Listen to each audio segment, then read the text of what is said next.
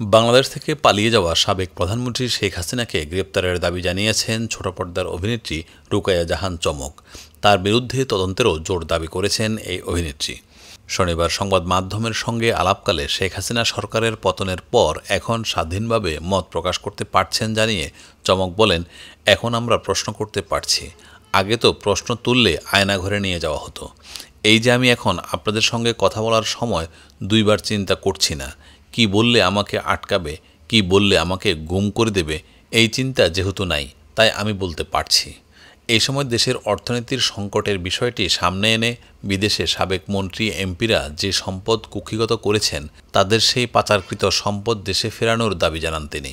চমক বলেন, বড় বড় মন্ত্রীরা যারা বিপুল পরিমাণ অর্থ আত্মসাৎ বা পাচার করেছেন তাদের ব্যাংক হিসাবগুলো জব্দ করে সেই অর্থ দেশের উন্নয়নের কাজে ব্যবহার করা উচিত।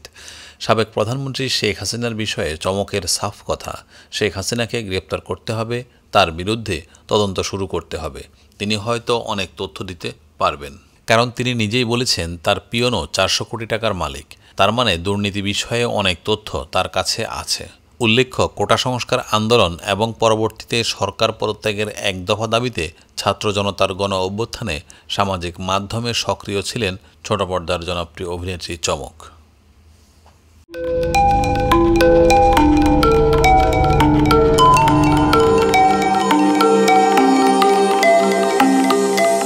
টেক টিভি, দেশ ও দশের কথা বলে।